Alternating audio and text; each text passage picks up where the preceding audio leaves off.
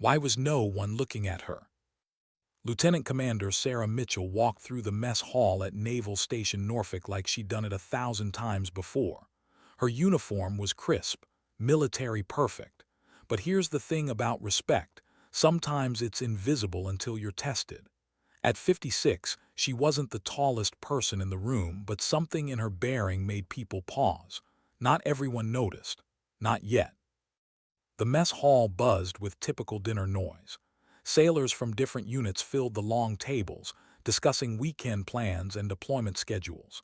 Sarah moved through the serving line with the kind of efficiency that comes from years of maximizing every minute. Grilled chicken, steamed vegetables, brown rice. The disciplined choices of someone who treated her body like the precision instrument it needed to be. She scanned the room for a place to sit. That's when she saw them. The SEAL team, their usual table near the far wall. She'd eaten in this mess hall hundreds of times over the past 2 years, and the dynamics never changed much. Aviators with aviators, submariners with submariners. The special operations community often kept to themselves.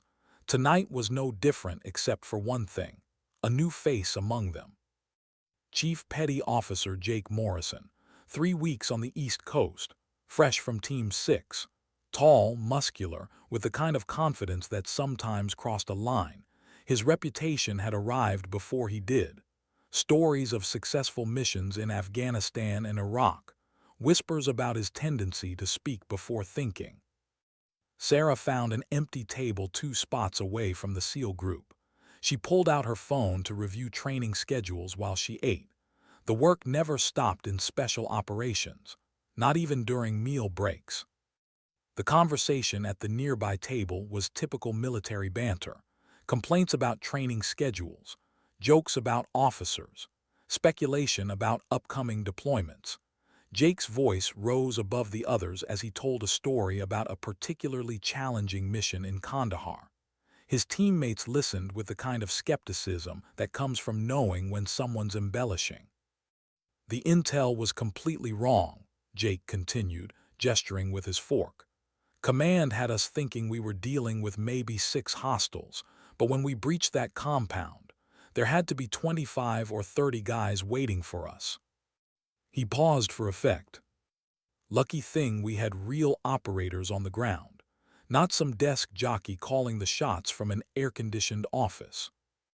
The comment drew chuckles from some of his teammates, but Petty Officer First Class Maria Santos shifted uncomfortably. She'd worked with plenty of capable officers during her 8 years in the Navy. Blanket statements about leadership always rubbed her the wrong way. Sarah continued eating, only half listening. She'd heard variations of the same complaints throughout her military career. There would always be tension between enlisted personnel and officers, between those who plan missions and those who execute them. It was part of military culture, and most of the time it remained within acceptable bounds of professional griping.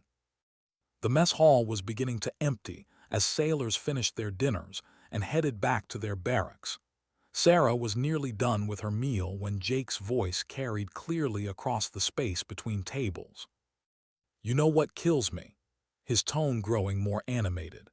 "Half these officers wandering around here probably couldn't find their way out of a paper bag in a real combat situation. They get their shiny bars or oak leaves from some academy or ROTC program, spend a few months in basic training, and suddenly they think they know how to run operations." His teammate, Petty Officer Second Class Tony Rodriguez, glanced nervously toward Sarah's table. He'd noticed her earlier, recognized something in her bearing, something that suggested she wasn't just another administrative officer.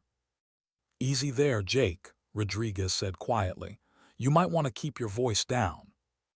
But Jake was on a roll now, fueled by the audience and his own sense of superiority. "I'm just saying there's a difference between book learning and real experience. Some of us have actually been downrange making life-and-death decisions while taking fire. Others have been sitting in climate-controlled offices moving pins around on maps." Sarah finished the last bite of her chicken, and began gathering her utensils. She'd heard enough casual disrespect toward officers over the years to know when to let it slide and when to address it. Usually, she chose the former. Military culture included a certain amount of grumbling. As long as it didn't cross into insubordination or affect unit cohesion, most officers learned to ignore it. Tonight felt different, though. Maybe it was the dismissive tone in Jake's voice, or the way he seemed to be performing for his teammates. Maybe it was the fact that she just spent 14 hours reviewing intelligence reports for an upcoming training exercise that would test these very same SEALs. Knowing that the quality of her preparation could mean the difference between a successful mission and catastrophic failure. Whatever the reason, Sarah found herself standing up, walking the few steps to the SEAL table instead of heading for the exit. "Excuse me," she said quietly, her voice carrying just enough authority to cut through their conversation. The table fell silent, 6 pairs of eyes turned toward her.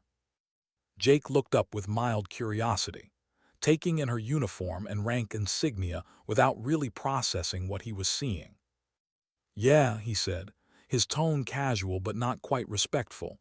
"Can we help you with something?"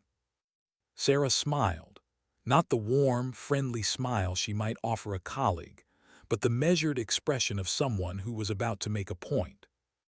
"I couldn't help overhearing your conversation about officer leadership and combat experience," she said. "It sounded like you had some strong opinions on the subject." Jake shrugged, misreading her approach as either agreement or idle curiosity. "Just speaking from experience, ma'am. I've seen a lot of missions get complicated because someone behind a desk made assumptions about what was happening on the ground." "That's interesting," Sarah replied, maintaining her calm tone. "And how long have you been dealing with incompetent officer leadership?" The question caught Jake off guard. He'd expected either an argument or a quick exit, not a seemingly genuine inquiry into his experience. "About 12 years, Jake answered, his chest puffing out slightly as he prepared to list his credentials. 3 deployments to Afghanistan, 2 to Iraq, plus various other operations I can't really discuss. I've worked with a lot of different officers over the years, and let's just say the quality varies significantly." 12 years, Sarah repeated thoughtfully. "That's impressive." She paused. "And in those 12 years, how many operations have you planned from start to finish?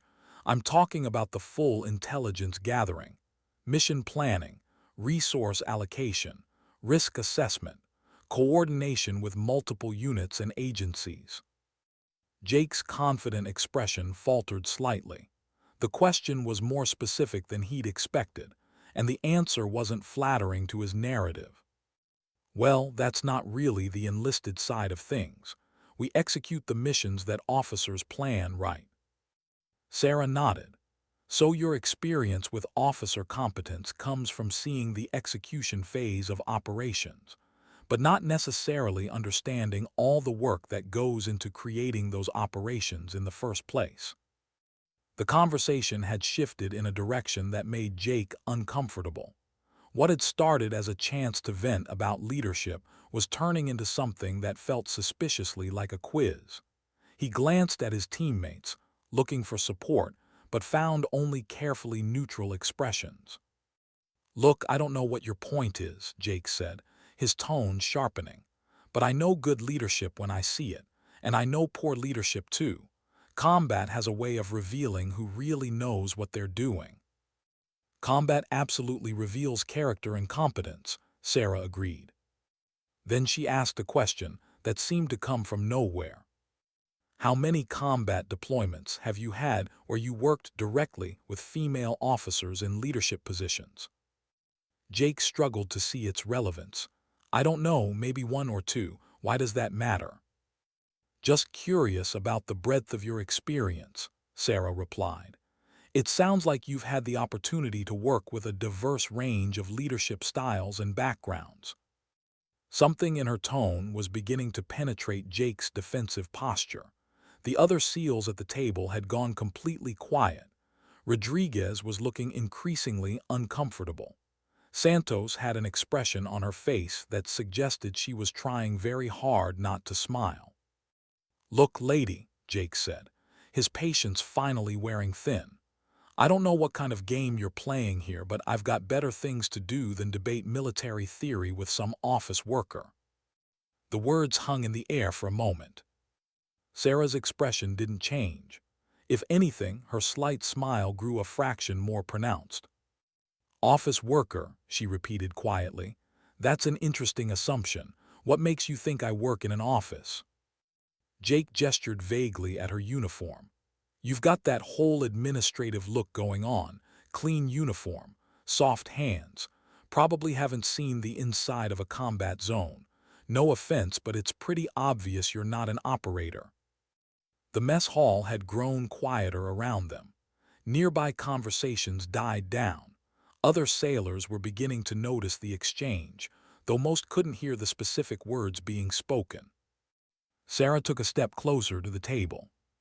For the first time, Jake got a clear look at the ribbons and insignia on her uniform. His eyes moved from the silver oak leaves on her collar to the array of ribbons on her chest, and his confident expression began to crumble. Among the ribbons was the bronze star with V device, the Purple Heart, the Combat Action Ribbon. But it was the small trident pin above her ribbons that made his stomach drop. The Special Warfare insignia was unmistakable, even though Jake had never seen it worn by a woman before. 12 years of experience is definitely valuable," Sarah said, her voice remaining calm even as she watched the recognition dawn in Jake's eyes. "I found that my 14 years have taught me quite a bit about the relationship between planning and execution, particularly in special operations." Jake's mouth opened, but no words came out. He was staring at her insignia, trying to process what he was seeing. Female SEALs were a recent development. The integration had happened after his last deployment. He'd heard about the program but hadn't yet encountered any of the women who had completed the training. 14 years, Sarah continued, including 4 combat deployments and 2 years as a mission planner at SOCOM before completing SEAL training 18 months ago. I've had the interesting experience of seeing special operations from both the planning and execution sides, which has given me some perspective on why communication between officers and enlisted personnel is so important. The silence at the table was complete now. Rodriguez was staring at his hands. Santos was fighting to keep a neutral expression. The other SEALs looked like they wanted to disappear. Jake seemed frozen. His earlier bravado completely evaporated. "But you're right about one thing," Sarah added. "Combat does reveal who really knows what they're doing. It also reveals who makes assumptions without bothering to gather proper intelligence first." She let that observation settle for a moment before continuing. "I'm Lieutenant Commander Mitchell, by the way. I'll be leading the briefing for next week's training exercise, the one where your team will be testing new urban warfare protocols that I spent the last 6 months developing with SOCOM." Jake's face had gone pale. The realization of how badly he'd misjudged the situation was written clearly across his features. He just spent 10 minutes insulting officers and questioning their competence to a lieutenant commander who outranked him significantly, and who, as it turned out, had more special operations experience than he did. "Ma'am, he began, but Sarah held up a hand. "Don't worry about it, Chief Morrison. We all make mistakes when we operate on incomplete information. The important thing is learning from those mistakes and improving our intelligence gathering for next time." Her tone was professional, even kind, but the message was unmistakable. Jake had been thoroughly outmaneuvered, and everyone at the table knew it. "I should probably mention," Sarah continued, "that I'll be conducting individual performance evaluations during next week's exercise. It should be an interesting opportunity to observe how different personality types adapt to unexpected challenges." The implied threat was subtle but effective. Jake's performance review would now be conducted by someone he just insulted, and his future in the unit could very well depend on how well he handled that reality. Sarah straightened up, her businesslike demeanor never wavering. "Well, I should let you gentlemen get back to your dinner. Chief Morrison, I look forward to working with you next week. I have a feeling it's going to be very educational for both of us." With that, she turned and walked toward the exit, leaving behind a table of stunned SEALs and one very embarrassed chief petty officer. The mess hall remained quiet for several seconds after she left, as if the other diners were processing what they'd just witnessed. Slowly, conversations began to resume, but the SEAL table stayed silent. Finally, Rodriguez shook his head and let out a low whistle.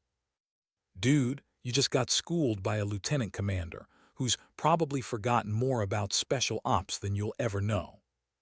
Santos couldn't contain her grin any longer. "That was beautiful, absolutely beautiful. She dismantled your entire argument without raising her voice or losing her cool." Jake slumped in his chair, the full weight of his mistake settling over him. "I had no idea. I mean, how was I supposed?" "Maybe by looking at her ribbons before shooting your mouth off," suggested Petty Officer Third Class David Kim, who had been silent throughout the exchange. "Or by remembering that assumption is the mother of all screw-ups." The table erupted in a mix of laughter and groans, as Jake's teammates began to process what they'd just witnessed. "What am I supposed to do now?" Jake asked, his voice hollow. "She's going to be evaluating my performance, and I just gave her every reason to think I'm an arrogant idiot." "Well," Santos said thoughtfully, "you could start by acknowledging that you are an arrogant idiot, at least when it comes to making assumptions about people. Then you could figure out how to prove that you're capable of learning from your mistakes." Rodriguez nodded. "She gave you an out, Jake. She could have destroyed you right there in front of everyone, but she kept it professional. That tells me she's more interested in good performance than personal revenge." Kim added, "Plus, she's right about the intelligence-gathering thing. Maybe this is a chance to actually learn something instead of just complaining about officers all the time." Jake looked around the table at his teammates, seeing a mixture of sympathy and amusement in their faces. The evening had not gone the way he'd expected, and the week ahead was looking increasingly challenging. But as the initial shock wore off, a different emotion began to emerge. Despite his embarrassment, Jake found himself curious about Lieutenant Commander Mitchell. Her handling of the situation had been masterful, calm, professional, and devastatingly effective. If she was that composed under social pressure, how would she perform under combat conditions? And what could he learn from working with someone who had experience on both sides of the planning and execution equation? The mess hall was nearly empty now. The SEAL team began gathering their trays to leave. As they walked toward the exit, Jake caught sight of Lieutenant Commander Mitchell through the window, walking across the parking lot toward the officer housing area. Her stride was confident and purposeful, the walk of someone who knew exactly where she was going and how she was going to get there. For the first time in years, Jake Morrison found himself looking forward to being evaluated by a superior officer. Not because he expected it to be easy, but because he suspected it might actually teach him something worth learning. The story was all over the base by morning. Chief Warrant Officer Lisa Chang was waiting when Jake Morrison walked into the team room at 5:30. She had a coffee in one hand and a knowing smile on her face. "Well, well," Chang said, not looking up from her briefing papers. "If it isn't the SEAL who tried to educate a lieutenant commander about combat leadership, how'd that work out for you, Morrison?" Jake's heart sank. If Chang had already heard about the mess hall incident, it meant the story was spreading through the entire special operations community. "Words fast around here," Jake muttered, reaching for the coffee pot. "Faster when it's good," Chang replied, finally looking up with barely contained amusement. "And honey, this story is very good. You managed to insult the only female SEAL on the East Coast while she was sitting 3 feet away from you. That's either incredibly brave or incredibly stupid." "I'm leaning towards stupid," Jake admitted. The coffee was strong enough to dissolve metal. He needed it. Chang sat down her papers and studied Jake with the intensity of someone trying to solve a puzzle. "You saw a female officer and immediately assumed she was some desk jockey who'd never seen combat. Did it occur to you to maybe look at her ribbons before making that assumption?" Jake had been asking himself the same question for most of the night. The honest answer was that he'd looked at Lieutenant Commander Mitchell and seen what he expected to see rather than what was actually there. It was a failure of basic reconnaissance that would have gotten him killed in a combat situation. "I screwed up," he said simply. "The question is how badly and whether I can fix it." Chang's expression softened slightly. Despite her reputation for tough love, she genuinely cared about the operators under her command. "The good news is that Lieutenant Commander Mitchell has a reputation for being fair and professional. The bad news is that she also has a reputation for not tolerating fools, and you managed to demonstrate some pretty impressive foolishness last night." Before Jake could respond, the team room door opened. The rest of his squad began filtering in for their morning briefing. Rodriguez caught his eye and shook his head sympathetically. Santos offered a supportive pat on the shoulder. Word of the previous night's incident had clearly spread through the team as well. "All right, people, settle down," Chang called out as the room filled with the usual morning energy. "We've got a busy day ahead, and I want to make sure everyone understands what's happening with next week's exercise." She moved to the front of the room, where a large monitor displayed a map of the training facility. Operation Iron Resolve is going to test new urban warfare protocols that have been in development for the past year. The scenarios are designed to simulate complex multi-story operations with civilian considerations, limited intelligence, and dynamic threat assessment. Jake found himself paying closer attention than usual as Chang outlined the exercise parameters. Knowing that Lieutenant Commander Mitchell had designed the training made him curious about her approach to problem-solving and tactical planning. "The exercise will run for 4 days, Chang continued. Day 1 focuses on reconnaissance and intelligence gathering. Day 2 tests breach and clear operations under time pressure. Day 3 introduces civilian hostage considerations. Day 4 combines everything into a complex multi-objective scenario."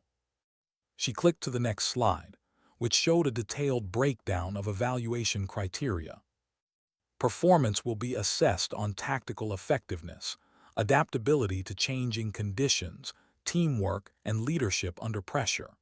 Individual evaluations will be conducted by Lieutenant Commander Mitchell, who designed the exercise protocols. The mention of Mitchell's name caused several team members to glance in Jake's direction.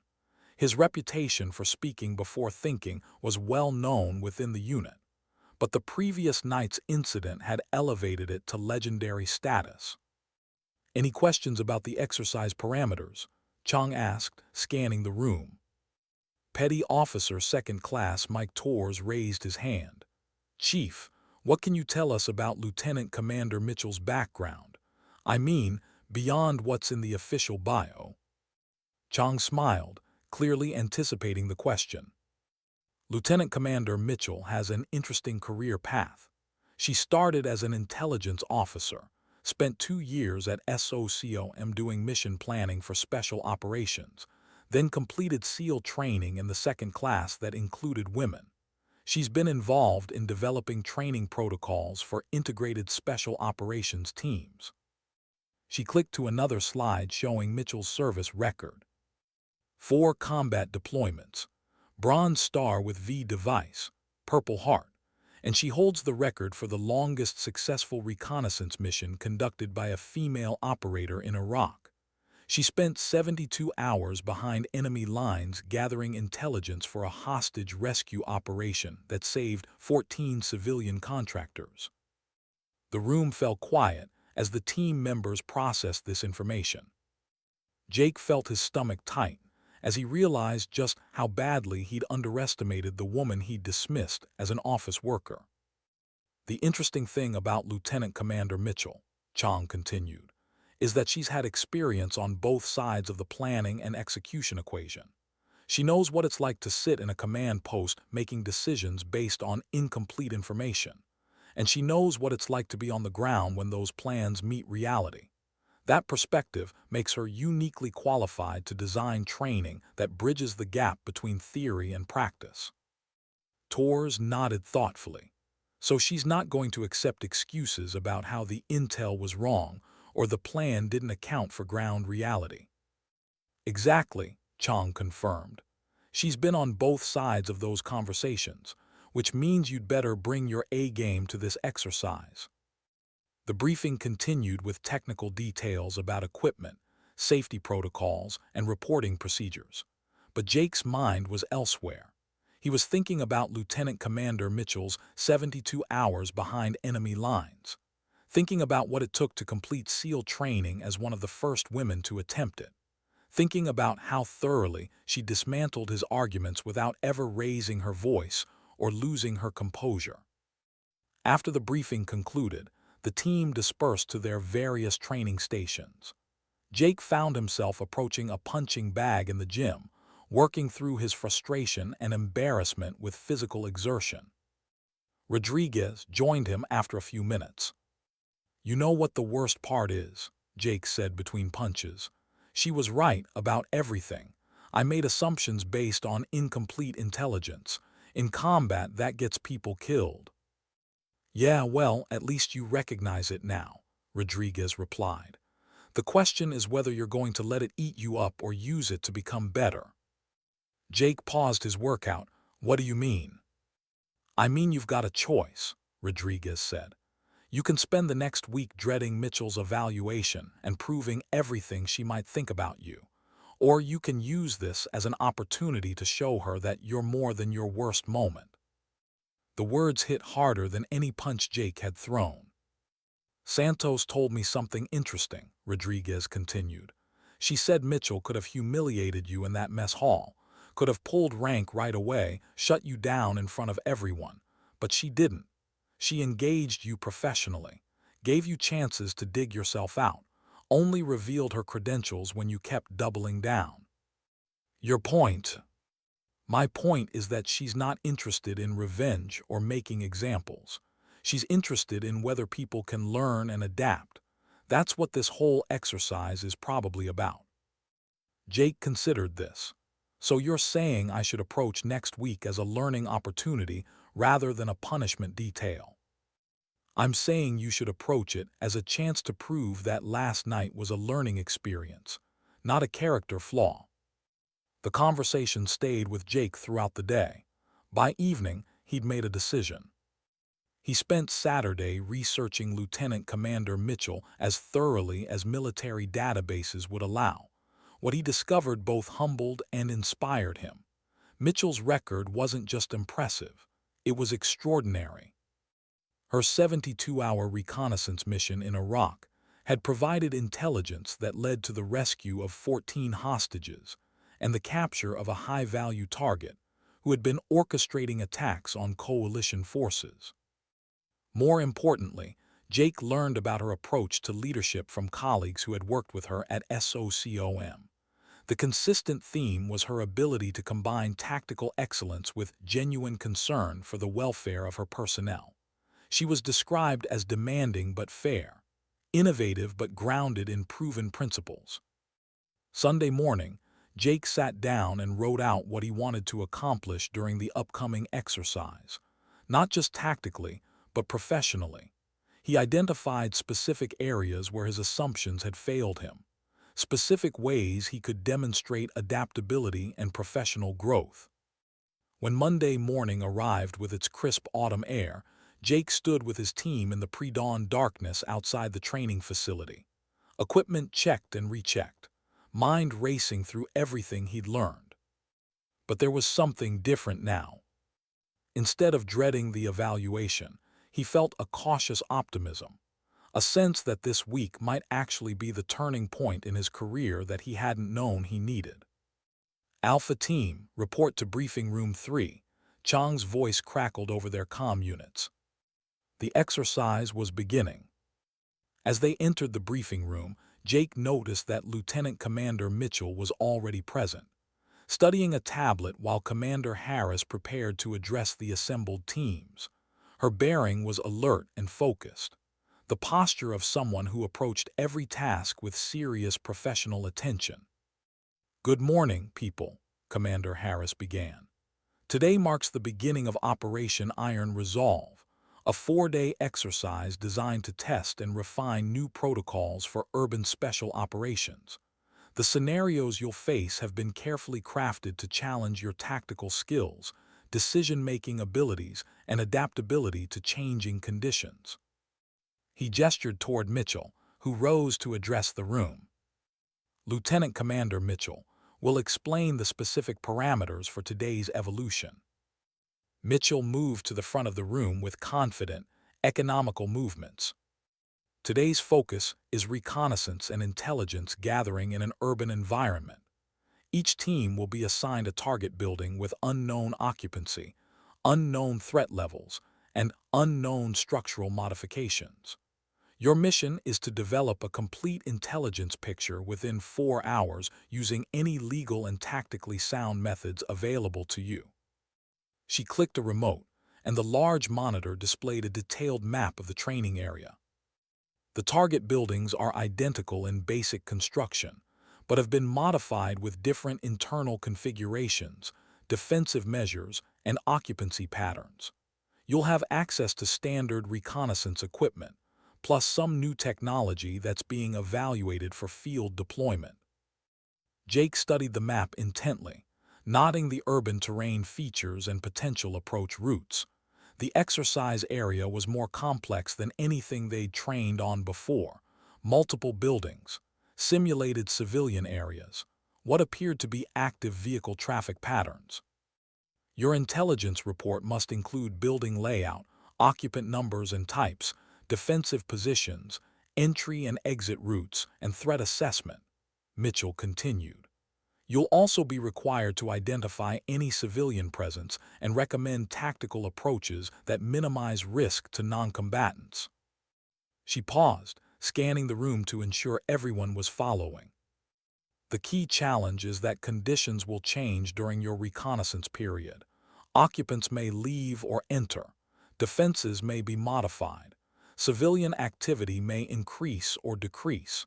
Your intelligence gathering must be continuous and adaptive." Torres raised his hand. "Ma'am, are there any restrictions on surveillance methods or positions?" "Standard military rules of engagement apply," Mitchell replied. "No trespassing, no property damage, no interference with civilian activities, and no compromise of your team's security. Beyond that, creativity and initiative are encouraged." Jake felt a flutter of anticipation as he considered the tactical possibilities. This wasn't just a standard surveillance exercise. It was a complex problem-solving challenge that would test every aspect of their training. After the briefing, Alpha Team gathered around their assigned table to review their specific target assignment and available equipment. "All right, people," Chang said, spreading out detailed architectural drawings. "Let's talk strategy. Morrison, what's your initial assessment?"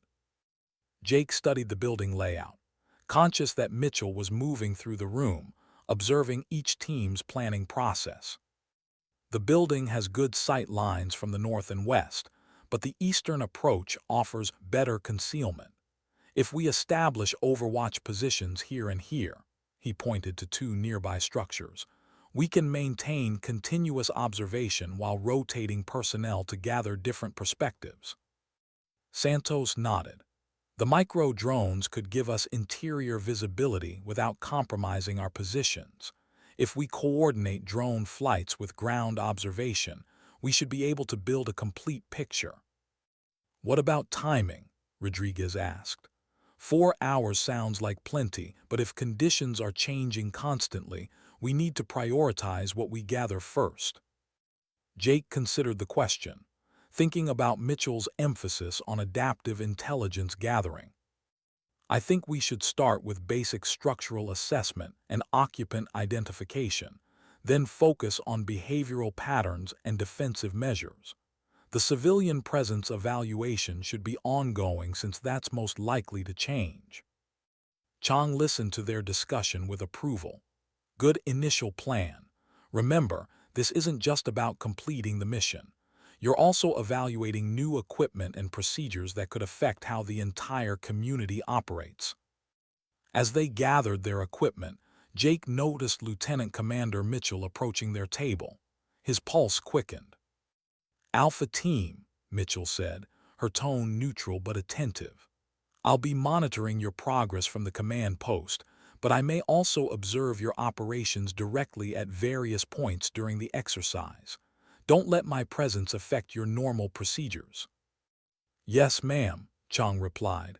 "We appreciate the opportunity to test the new protocols." Mitchell nodded, then looked directly at Jake. "Chief Morrison, I'm particularly interested in your assessment of how the enhanced surveillance technology integrates with traditional reconnaissance methods. Your experience should give you valuable perspective on practical applications." Jake felt both honored and nervous to be singled out. "Yes, ma'am. I'll pay close attention to the integration challenges." "Good," Mitchell said. "Remember, the goal isn't just to complete the mission successfully. It's to identify ways to improve the methods for future operations."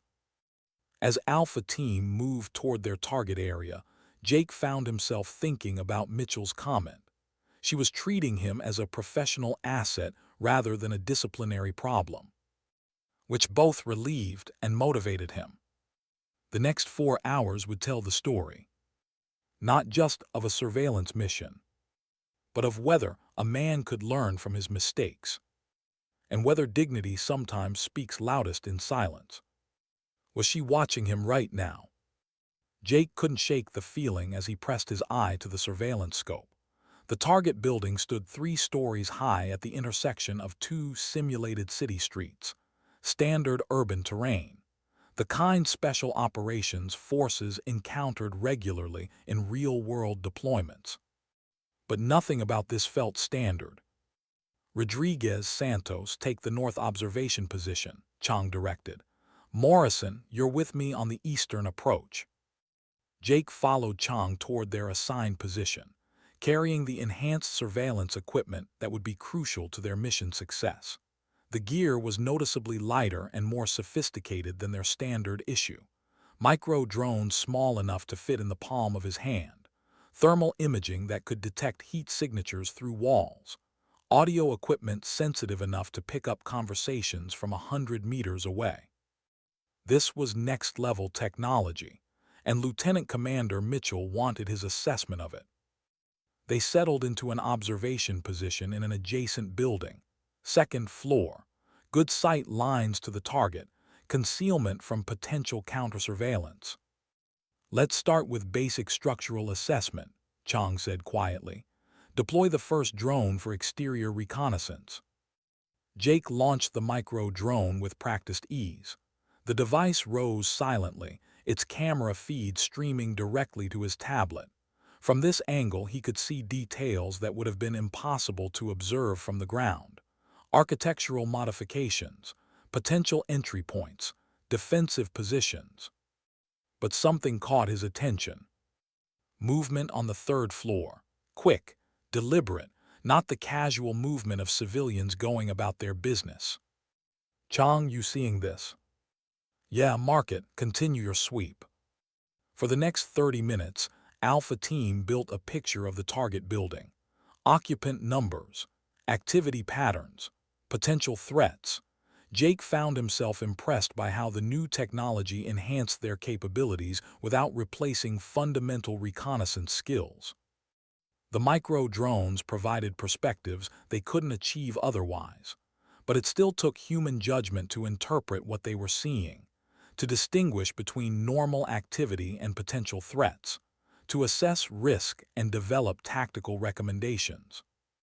Alpha Team, Lieutenant Commander Mitchell on comms, Chang announced. Stand by for direct observation. Jake's pulse quickened. She was coming to their position. 5 minutes later, Mitchell appeared at their observation post, moving with the kind of quiet efficiency that spoke of years in special operations. She settled in next to them without disrupting their work. Status report, she said quietly. Chang provided a concise briefing. Occupant numbers, activities, building modifications, civilian considerations, everything they'd observed using the combination of new technology and traditional methods. Impressive work, Mitchell said when Chang finished. Chief Morrison, what's your assessment of how the new surveillance equipment has affected your operational methods? Jake considered the question carefully, thinking about both the advantages and challenges they'd encountered. The micro-drones have revolutionized our ability to gather interior intelligence without compromising our positions, ma'am. But they've also required us to develop new coordination procedures and power management protocols. The enhanced audio equipment has been valuable for assessing threat levels, but it requires more technical expertise to operate effectively. Mitchell nodded, making notes on her tablet. Any recommendations for improving the integration of new technology with existing procedures? I think the key is training teams to use the technology as part of their standard reconnaissance procedures rather than as a separate capability, Jake replied. The drone flights need to be coordinated with ground observation to maximize effectiveness, and the power management requires planning that's integrated into the overall mission timeline.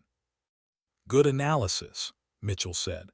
That kind of practical feedback is exactly what we need to refine these protocols for wider deployment. She prepared to leave their position, then looked directly at Jake. Your tactical awareness and technical assessment have been excellent today, Chief Morrison. Keep up the professional performance. The compliment was brief but genuine. Jake felt a surge of professional satisfaction. He was proving that he could learn from his mistakes, perform at the level she expected. The final 2 hours of the reconnaissance exercise brought new challenges. Civilian activity increased significantly, forcing Alpha Team to modify their observation methods multiple times. New occupants arrived at the target building, requiring updates to their intelligence assessments and tactical recommendations. But Jake found himself adapting to these changes more effectively than he'd expected. The combination of enhanced technology and proven reconnaissance principles allowed them to maintain accurate intelligence despite the evolving situation. Alpha Team, prepare for final intelligence report. Mitchell's voice came over their comm system.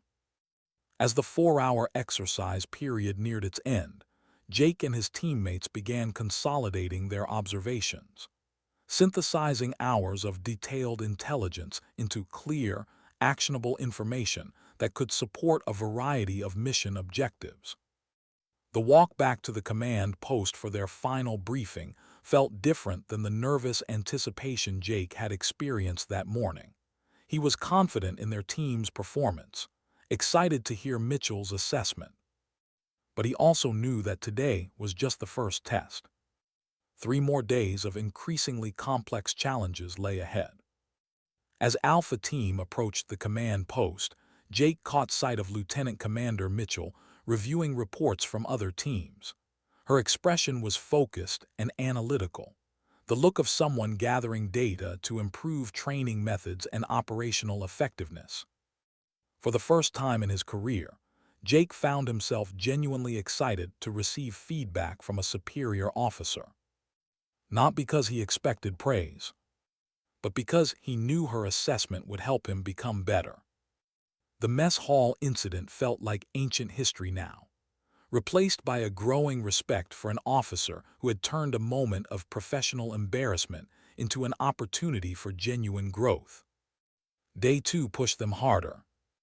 The breach and clear exercise tested their ability to adapt new urban warfare protocols under extreme time pressure, moving through buildings, clearing rooms, distinguishing threats from non-combatants in split-second decisions. Mitchell's evaluations were thorough, insightful, identifying areas where new procedures enhanced effectiveness, noting places where traditional methods remained superior. Jake found himself genuinely impressed by her analytical approach, his respect for her tactical knowledge growing substantially. But it was day 3 that would change everything. The civilian hostage scenario. "This is where you find out who you really are," Rodriguez had said that morning. Jake was about to discover he was right. Why did the third floor feel wrong? Day 3 of Operation Iron Resolve dawned gray and humid, the kind of weather that made everything feel more difficult. Jake Morrison had slept fitfully, his mind racing through the lessons learned from the previous 2 days. The civilian hostage scenario was designed to evaluate their ability to operate in complex environments, where the distinction between threats and non-combatants was deliberately unclear, where tactical success required balancing speed with precision in ways that few training exercises could replicate. "Alpha Team, report to Briefing Room 1, Chang announced. As they entered, Jake noticed immediately that the setup was different. The room had been arranged to simulate a crisis management center, complete with multiple monitors showing live feeds from various angles of today's training environment. Lieutenant Commander Mitchell stood at the front alongside Commander Harris and several other officers. Her expression was serious. Jake could sense the elevated tension that came with more complex training scenarios. "Good morning," Mitchell began, her voice carrying the authority of someone who had managed real hostage situations. "Today's exercise represents the most challenging scenario you'll face during Iron Resolve. You'll be dealing with a dynamic hostage situation involving multiple buildings, unknown numbers of hostiles and hostages, and civilians who may or may not be under duress." She activated the monitors. Jake could see a complex urban environment, multiple buildings, vehicles, people moving between structures in patterns that suggested both normal activity and potential crisis situations. "Your mission is to assess the situation, develop tactical options for hostage rescue, and execute a plan that maximizes hostage safety while neutralizing threats," Mitchell continued. "The scenario will evolve in real time based on your actions and decisions." Commander Harris stepped forward. "The protocols you're testing today have been developed specifically for urban environments where hostage situations occur in close proximity to civilian populations. Your ability to distinguish between threats, hostages, and uninvolved civilians will be critical to mission success." Jake felt his pulse quicken. This wasn't a standard training scenario where parameters were clearly defined. The complexity and ambiguity were designed to simulate the kind of real-world situations where special operations forces made life-and-death decisions with incomplete information. Torres raised his hand. "Ma'am, are there specific rules of engagement for the hostage scenario?" "Standard military row with civilian protection protocols," Mitchell replied. "Use of force is authorized against confirmed threats, but you must positively identify hostiles before engagement. Civilian casualties will result in immediate mission failure and comprehensive review of your decision-making process." The weight of that responsibility settled over the room like a heavy blanket. "Alpha Team," Mitchell said, looking directly at Jake and his teammates. "You'll be working the eastern sector. Intelligence suggests possible hostage situation in Building 7, but civilian presence throughout the area complicates assessment and tactical approach." She handed Chang a tablet with their specific mission parameters. "You have 30 minutes to assess the situation and develop your initial tactical plan. Then you'll begin execution phase with continuous adaptation based on evolving conditions." As the briefing concluded, Jake found himself walking alongside Lieutenant Commander Mitchell toward the equipment area. "Chief Morrison," she said quietly, "I want you to know that your performance over the past 2 days has been exemplary. Today we'll test different skills: judgment under pressure, adaptability to complex situations, leadership in ambiguous circumstances." Jake appreciated the acknowledgement, but he could hear the underlying message. "Ma'am, I understand this is the most important evaluation." "It is," Mitchell confirmed, "but not for the reasons you might think. Technical skills can be taught. Tactical procedures can be learned through repetition.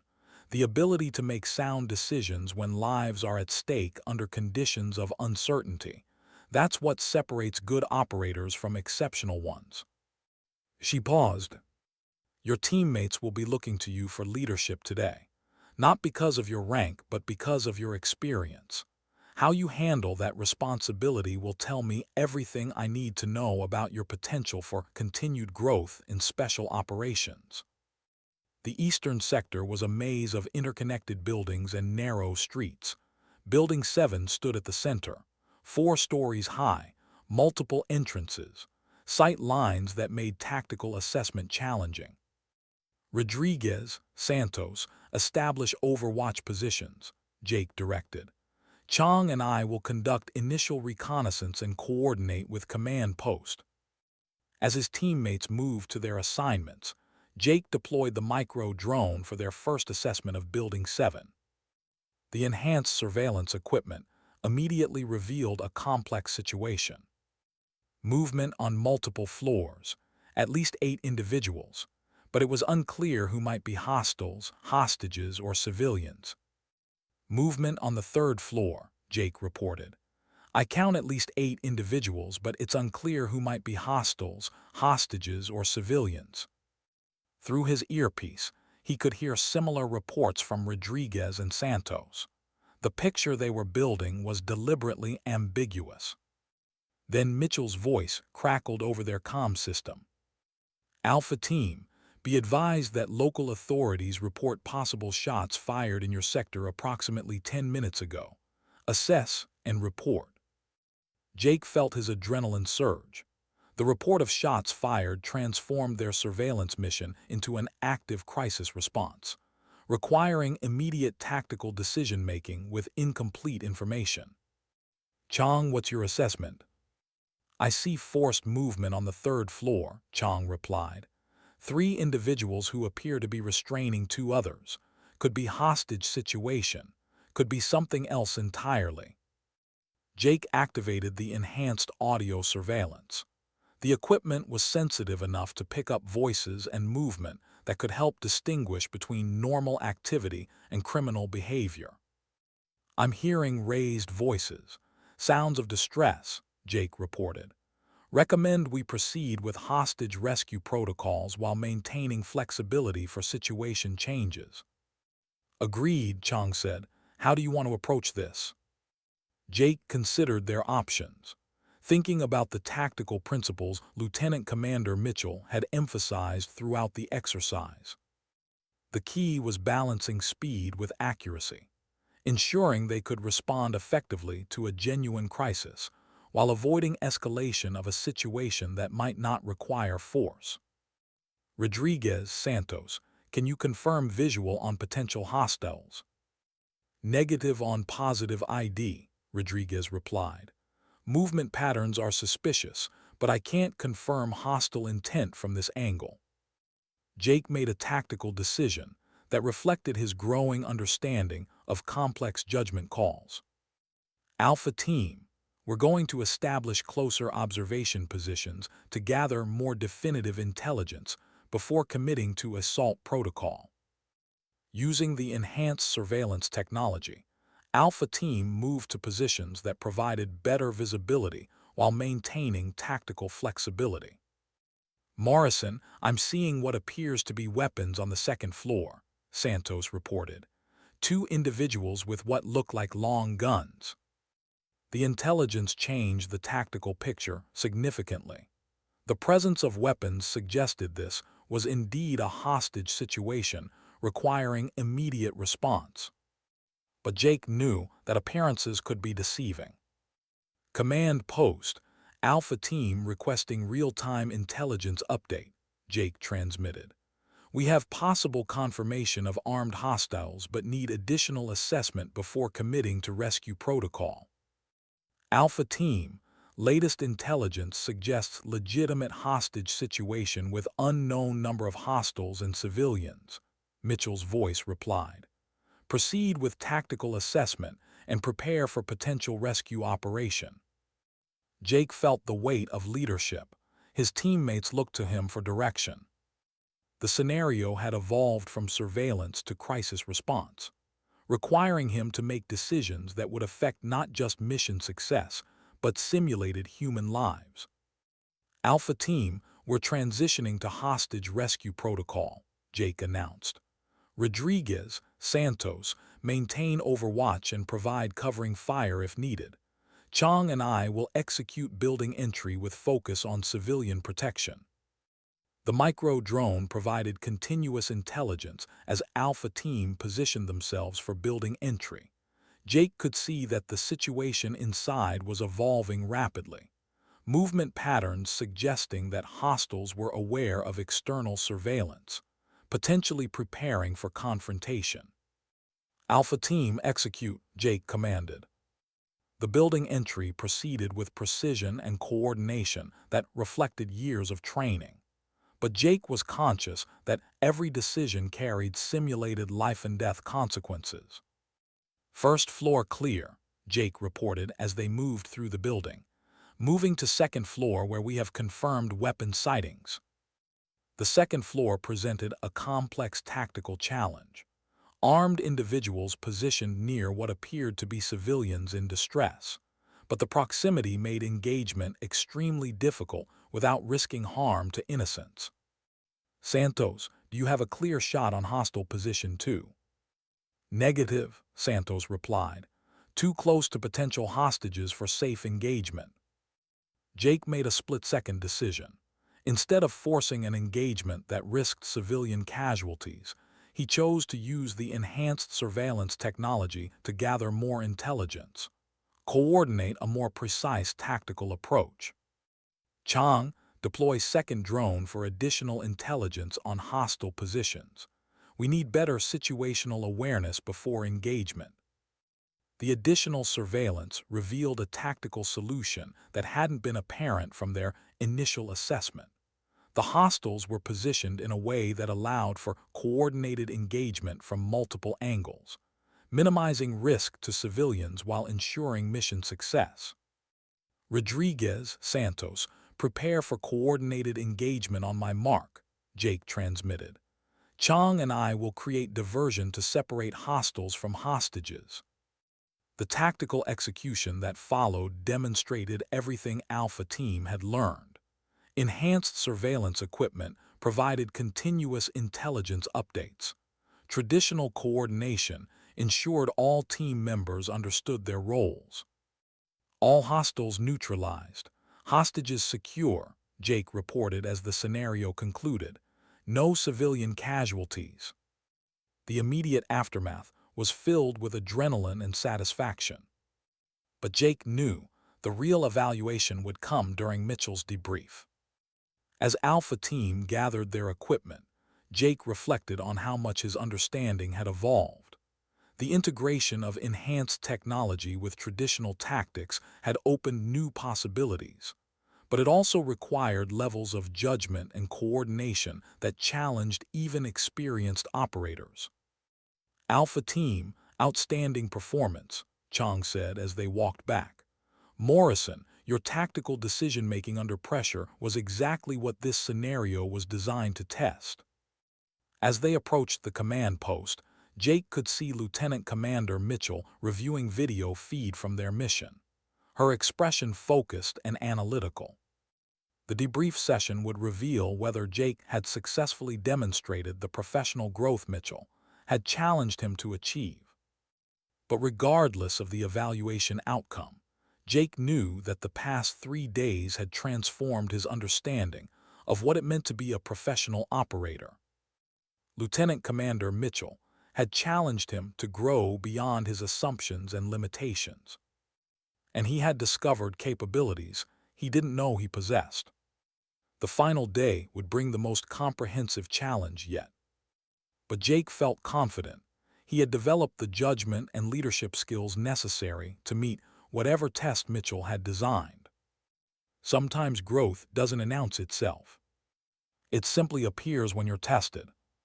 Could he handle what was coming? The final day of Operation Iron Resolve arrived with an intensity that seemed to electrify the entire training facility. Jake Morrison had barely slept, not from anxiety, from excitement about the comprehensive challenge that would conclude the most transformative week of his military career.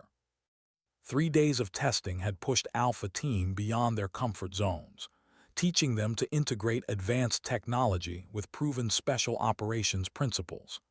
Lieutenant Commander Mitchell had designed each phase to build upon previous lessons, creating a crescendo of complexity that would test every skill they'd developed. Today's multi-objective scenario promised to combine reconnaissance, urban warfare, hostage rescue, and leadership challenges into a single comprehensive evaluation. Alpha Team, final briefing in Conference Room 7, Chong announced.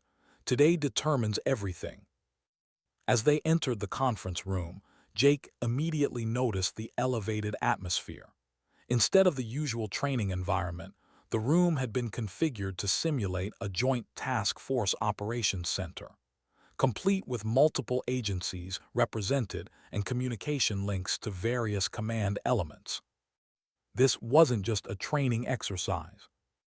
It was a simulation of the kind of complex multi-agency operations that define modern special operations work.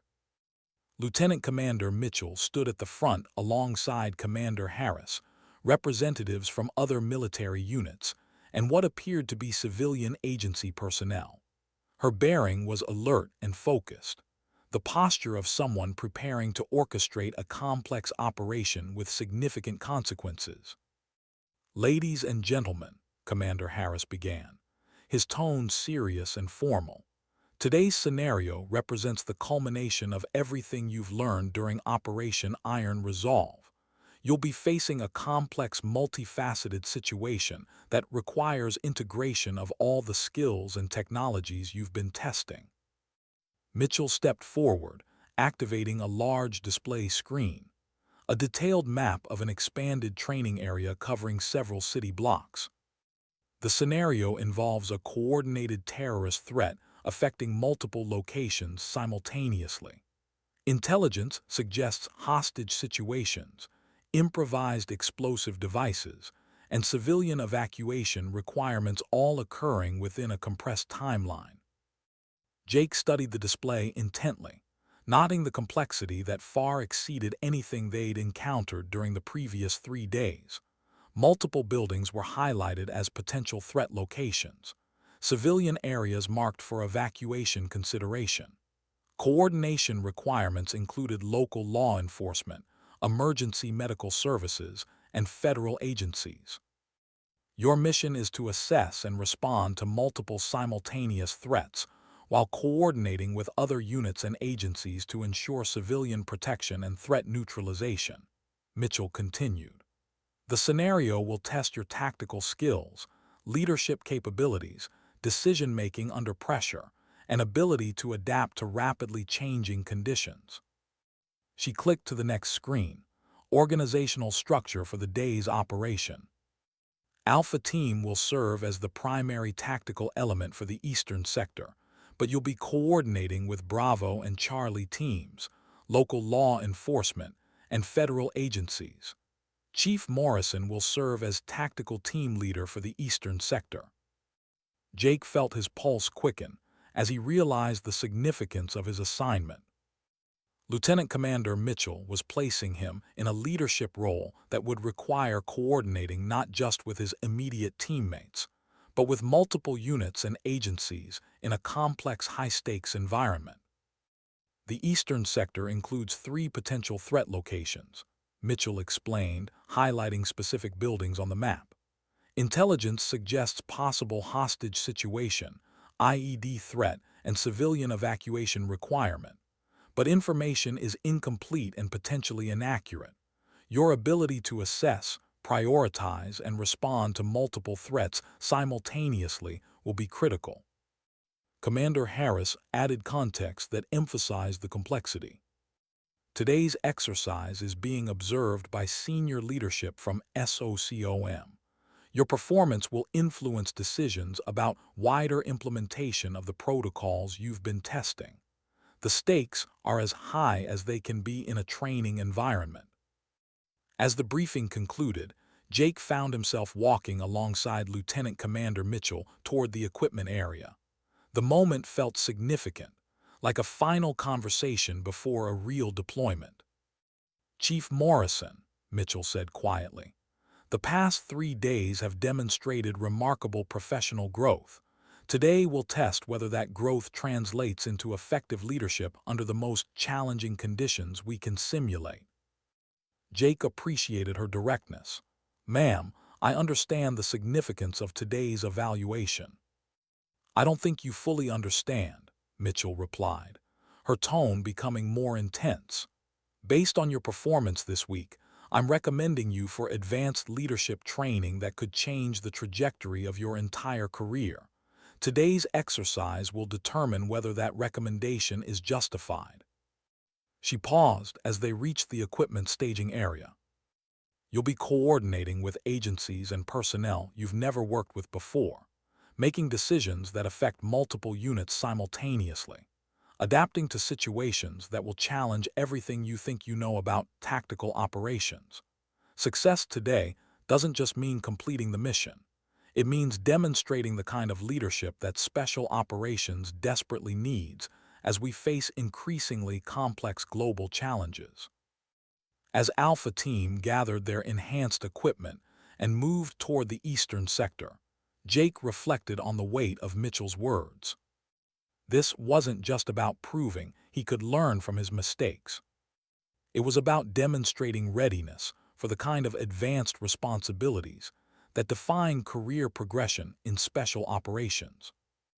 The eastern sector was a sprawling urban environment. Multiple buildings offered potential threat locations. Civilian areas required evacuation consideration. Coordination requirements included elements Jake had never worked with in training scenarios. "Alpha Team, establish communications with Sector Command and begin initial threat assessment," Jake directed as they entered their area of operations. The enhanced surveillance equipment will be crucial for developing situational awareness across multiple potential threat locations simultaneously. "Rodriguez, Santos, deploy drones for area reconnaissance," Jake continued. "Chang, establish communication links with Bravo Team and local law enforcement. I want a complete intelligence picture within 15 minutes." As his teammates executed their assignments, Jake found himself coordinating with agencies and personnel whose operating procedures were unfamiliar. Local law enforcement representatives had different communication protocols. Federal agency personnel operated under different rules of engagement. Medical evacuation teams required coordination considerations he'd never encountered. Sector Command, Alpha Team reporting multiple potential threats requiring prioritization, Jake transmitted after reviewing initial intelligence. Request guidance on threat priority and resource allocation. Alpha Team, you have tactical command for threat prioritization, Lieutenant Commander Mitchell's voice replied over the command frequency. All other units will coordinate with your tactical assessment. Jake felt the full weight of leadership responsibility. Multiple teams and agencies would be executing operations based on his tactical decisions. The enhanced surveillance equipment provided unprecedented intelligence capabilities, but it still required human judgment to interpret that information and develop effective response strategies. Alpha Team, I have confirmed movement consistent with hostage situation in Building 12, Santos reported over their team frequency. Multiple individuals in apparent distress, possible armed hostiles. Confirmed IED signature in Building 14, Rodriguez added. Thermal imaging suggests explosive device with timer mechanism. Civilian evacuation needed in Sector 3, Chang reported. Estimated 200 civilians in immediate threat zone. 3 simultaneous threats, each requiring immediate attention, each with potential for catastrophic consequences if handled incorrectly. Jake took a breath. This was the moment everything had been building toward. Not just the exercise, but his entire journey from that mess hall confrontation to this point. All units, Alpha Team establishing threat priority protocol, Jake transmitted, his voice steady despite the adrenaline coursing through him. Bravo Team, coordinate with local law enforcement for civilian evacuation in Sector 3. Charlie Team, EOD specialists to Building 14 for IED assessment and neutralization. Alpha Team will execute hostage rescue in Building 12 with federal agency support. The decisions came faster now, coordinating multiple teams, adapting to changing intelligence, making judgment calls that balance speed with accuracy. Santos and Rodriguez provided continuous surveillance updates. Chang maintained communication links with other units. Jake orchestrated the complex operation with a clarity of purpose that surprised even himself. Federal team ready to breach Building 12, Jake reported, confirming hostile positions and civilian locations before execution. The micro-drones provided real-time intelligence. 3 hostiles, 5 hostages, civilians in adjacent buildings who needed protection from potential crossfire. All units execute on my mark, Jake commanded. The operation unfolded with precision that reflected not just training, but genuine leadership under pressure. Alpha Team breached Building 12, while Bravo Team evacuated civilians, and Charlie Team neutralized the IED threat. Multiple moving parts, coordinated perfectly. All hostiles neutralized, hostages secure, IED threat eliminated, civilian evacuation complete, Jake reported as the scenario concluded. 0 civilian casualties, all objectives achieved. The silence that followed felt heavy. Then Commander Harris's voice came over the command frequency. All teams stand down, exercise complete, return to command post for final evaluation. As Alpha Team walked back, Jake noticed something different in how his teammates looked at him. Not just respect, something deeper. Recognition. The command post was filled with evaluation officers, agency representatives, and senior leadership from SOCOM. Lieutenant Commander Mitchell stood at the front, reviewing data from the day's operations. When everyone had assembled, Commander Harris stepped forward. Today's exercise was designed to test the limits of what we thought possible in complex urban operations. The integration of enhanced technology with traditional tactics. The coordination of multiple agencies with different operating procedures. The leadership required to make life-and-death decisions under extreme pressure. He paused. Chief Morrison stepped forward. Jake's heart pounded as he moved to the front of the room. Your performance over the past 4 days has been nothing short of exceptional, Harris continued. But today demonstrated something that can't be taught, the ability to lead under conditions that would overwhelm most operators, the judgment to prioritize competing threats, the humility to learn from mistakes and grow beyond them. Lieutenant Commander Mitchell stepped forward. Chief Morrison, when you walked into that mess hall 4 days ago, you made assumptions based on incomplete intelligence. You dismissed the value of perspectives different from your own. You let your ego get ahead of your professionalism. Jake nodded, the memory still stung. But what happened next is why I'm standing here recommending you for advanced leadership training at SOCOM. You didn't make excuses. You didn't double down on your mistakes. You chose to learn, to adapt, to become better. She held out a folder. This is your evaluation package. It includes recommendations for advanced SEAL leadership courses, multi-agency coordination training, and potential assignment to SOCOM as a mission planner. Positions that will put you on the same side of the planning and execution equation that you once dismissed. Jake took the folder, his hand steady despite the emotion welling inside him. The military is changing, Chief Morrison, Mitchell continued. The teams are becoming more diverse, the missions more complex, the margin for error smaller. We need leaders who can see beyond their assumptions, who value intelligence gathering over ego, who understand that strength sometimes means admitting what you don't know. She extended her hand. Welcome to the next phase of your career. Jake shook her hand, meeting her eyes. Thank you, ma'am, for not giving up on me after that first night. Mitchell smiled, that same measured expression from the mess hall, but warmer now. I never gave up on you, Chief Morrison. I just gave you a chance to become who you were always capable of being.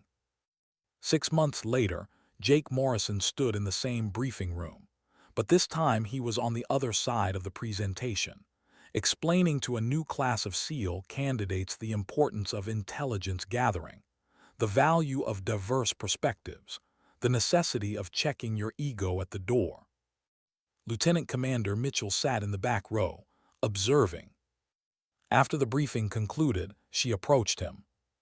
How does it feel, she asked, being on the planning side? Jake considered the question. Humbling, he said honestly. I used to think planning was the easy part.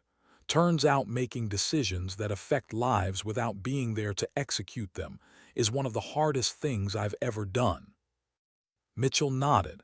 Now you understand why communication matters, why mutual respect between planners and executors is essential, why assumptions get people killed.